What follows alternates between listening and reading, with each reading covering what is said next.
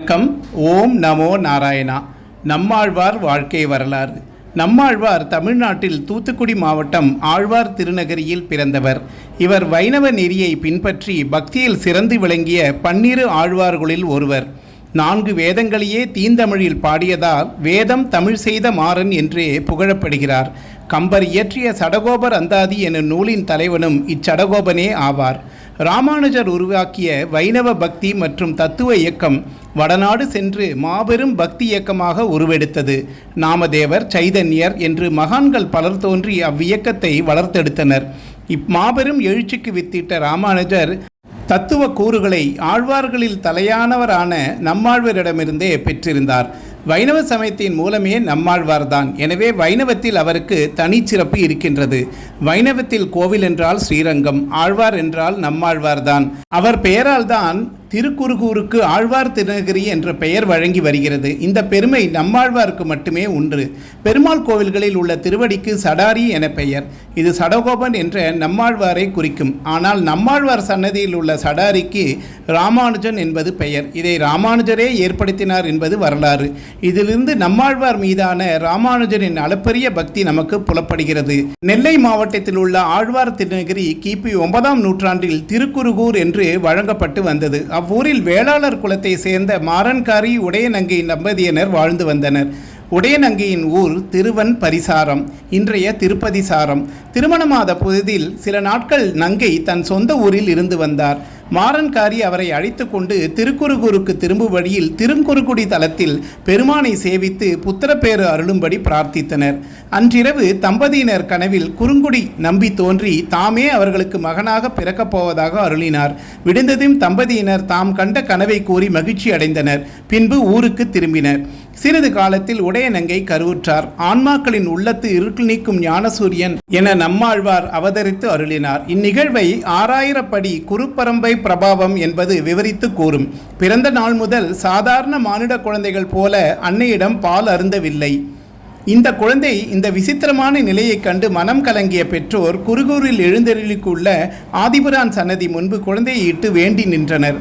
உலக இயல்புக்கு மாறாக இருந்ததால் குழந்தைக்கு மாறன் என்று பெயரிட்டு அக்கோவிலில் இருக்கும் திருப்புளிய மரத்தடியில் பொன்னானில் செய்த தொட்டிலில் கிடத்தி எங்கள் குடிக்கரசே என விசேஷ பிரதிபக்தி பண்ணி சேவித்து கொண்டு நின்றார்கள்.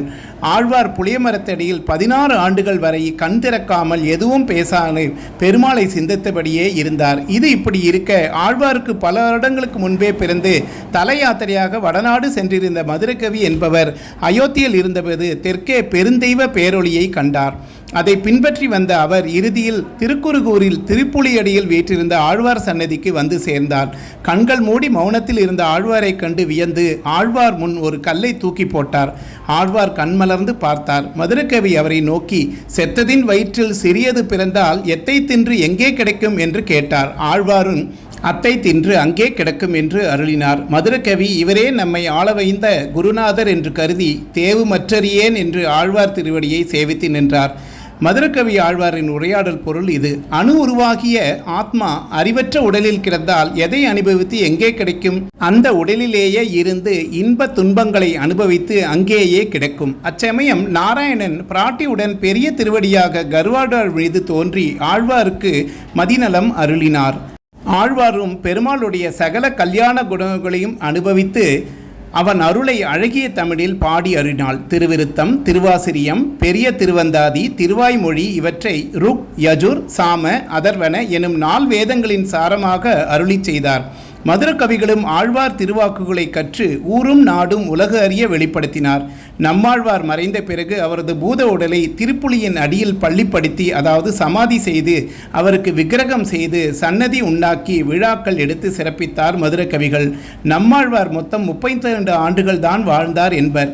இவ்வரலாறு ஆழ்வார் காலத்திற்கு பிறகு 300 ஆண்டுகள் கழித்து எழுதப்பட்டது. இவரை பற்றி மறைமலை அடிகளும் போற்றி பாடியுள்ளார். நம்மாழ்வார் 36 திவ்ய தேசங்களை பாடியுள்ளார். அவர் இருந்த திருப்புளி அடியில் அம்மரத்தை சுற்றியுள்ள சுவரில் 36 திவ்ய தேச பெருமான்களின் திருவுருவங்கள் பொறுக்கப்பட்டுள்ளன. எல்லா திருக்கோவில்களும் வணங்கிய கைகளோடு இருக்கும் நம்மாழ்வார் ஆழ்வார் திருநகரியில் சின்முத்திரையோடு ஞானோபதேசம் பண்ணும் திருக்கோலத்தில் வீற்றிருக்கிறார். திருப்புளி காய்த்தாலும் பழுக்காமல் பிஞ்சிலேயே உதிர்ந்து விடுகிறது. இதன் இலைகள் இரவில் குவிவதில்லை. எனவே இது உறங்கா புலி எனப்படுகிறது. இது பல கிளைகள் விட்டு பரவி நிற்பதனால் பொந்தாயிரம் புலியாயிரம் எனும் பழமொழி எழுந்தது. நவ திருப்பதிகளிலும் நம்மாழ்வாருக்கு தனி சன்னதி கிடையாது. அவதார நட்சத்திரம் வைகாசி விசாகம். 12 ஆழ்வார்களின் அவை அமைப்பில் இவரே உடலாகவும் மற்ற ஆழ்வார்கள் அவரது கை கால்கள் போன்ற உறுப்புகளாகவும் கருதப்படுகிறார்கள். நம்மாழ்வார் பாடிய பாடல்களின் மொத்த எண்ணிக்கை 1352 ஆகும். நம்மாழ்வார் அருளிய திருவாய்மொழி வைணவ சம்பிரதாயத்தில் மிக உயர்ந்த திராவிட வேதம் என்று கொண்டாடப்படுகிறது. நன்றி, வணக்கம். மீண்டும் சந்திப்போம்.